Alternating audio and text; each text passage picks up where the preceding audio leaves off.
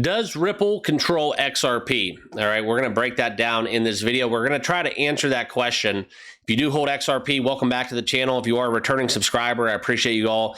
But this is a big one because when we talk about this narrative, all right, a lot of people do believe that Ripple, if they were to have an IPO, they don't need XRP. So I think this is very relevant to discuss. We're going to get into it in this quick video. Appreciate if you guys would stick around to the end. Give me a couple minutes of your time, and then we'll get you on your way. All right, so if you are new to the channel, hit that like button, hit that subscribe button, and join us. And let's get right down into it, okay? So this is kind of what we're going to break down. John Deaton, the lawyer, the very pro XRP lawyer, saying that it's decentralized and that Ripple does not control XRP.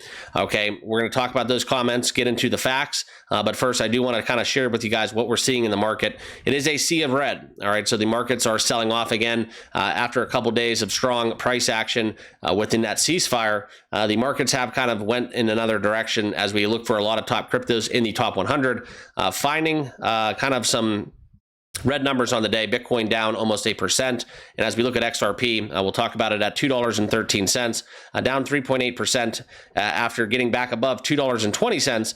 This has been a very significant move as we have seen some regression from a lot of the charts that were looking like they were going to rebound. And then obviously that was exhausted. So I want to talk about that. As always, guys, I'm telling you what I'm doing with my XRP. It's not financial advice, but we're looking to add anywhere close to $2. I've talked about it in previous videos that XRP is essentially the new 50 cents is at $2. Okay, so that's been a level that I've been targeting. Not financial advice. Please be sure to do your own research and due diligence. But a lot of people do think that when we hit July and August and September, that's when XRP will find its stride. Right now, we're just kind of in the lull of summer. Social sentiment is down across the board. You look at kind of that overall sentiment, not just XRP, but all of crypto. Outside of Bitcoin, just kind of holding the strength there. It has been something that has been plaguing the markets as we get into the later part of June and beyond. Okay, so if you are looking to buy or sell crypto, you want to start trading crypto on a new exchange, check out our friends at BTCC. I think personally the hottest promotion going right now,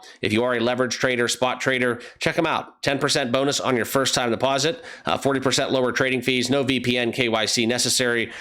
This is where they've been around 14 plus years. And if you do use that link down below, it will take you over to the sign up page and automatically apply this promo code that you can enjoy these perks. Also up to $10,055 per user in extra bonuses. So check it out, run it through your due diligence and understand their terms and conditions. If it's right for you, start trading today on BTCC, okay?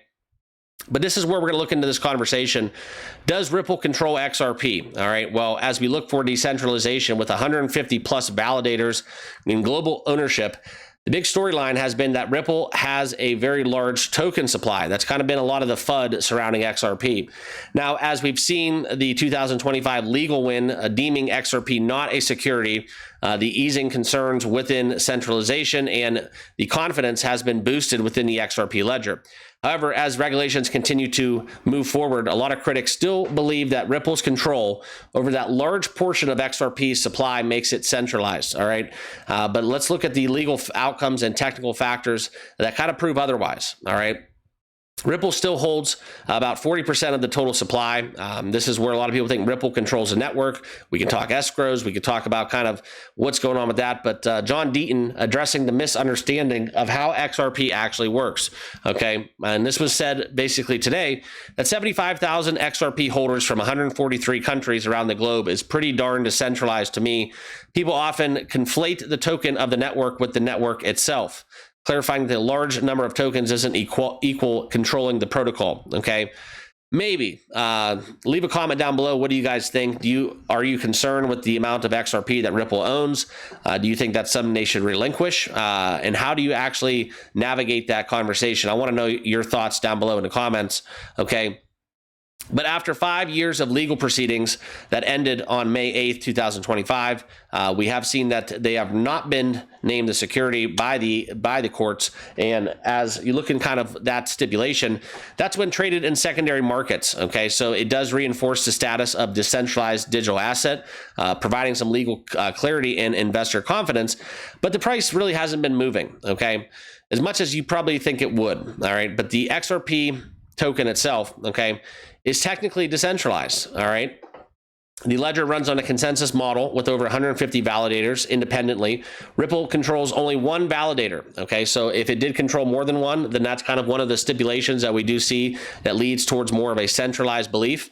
But there is no centralized mining. It is something where we don't see them using proof of work, such as Bitcoin or Ethereum. So there is no mining pools and equal participation from the validators. Okay, you do require an 80% consensus for changes to the XRP ledger, and that has to be an 80% validator approval for 2 consecutive weeks. And this strict requirement makes for unilateral control by Ripple merely impossible. Okay. Also, the utility versus ideology. Okay, Brad Garlinghouse recently argued that decentralization should not be the only benchmark, emphasizing what matters is utility, transparency, and security of the network. So, as much as Ripple does hold in XRP, it has no control over the ledger's rules or validation process. Okay, that power lies within a diverse and global community. Now, the one thing I will kind of go full screen for you guys to talk about this is the fact that that's 100% true. However, owning 40% of the token supply does kind of lend towards the conversation that you almost don't need the validators or nodes because essentially you could throttle the price if you were to do something rash.